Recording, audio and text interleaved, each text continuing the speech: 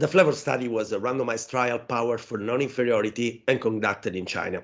The investigators randomized approximately 600 patients with intermediate coronary stenosis to receive PCI guided by fractional flow reserve, FFR, or PCI guided by intravascular ultrasound, IVUS, according to established criteria for revascularization.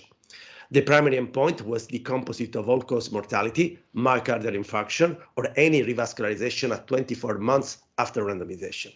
The primary hypothesis was the non-inferiority of FFR-guided PCI compared with the IVUS-guided PCI. What were the main results? At 2 years, the primary endpoint occurred in 8.1% of patients in the FFR-guided group and 8.6% of patients in the IVUS-guided group.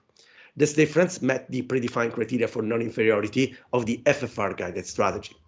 Target lesion PCI was significantly lower with FFR than with IVUS, and there were no differences in the rates of the primary endpoint between patients who received PCI and those who were treated with medical therapy. What were the implications? In the FLAVOUR trial, a PCI strategy guided by functional considerations was non-inferior to a PCI strategy guided by anatomic and morphological considerations for patients with intermediate coronary stenosis. However, relying on anatomy led to the implantation of a larger number of stents due to different criteria for revascularization. Therefore, the trial implies determining the need for a stent with coronary physiology rather than the extent and morphology of coronary narrowing results in similar outcomes and reduced use of medical resources.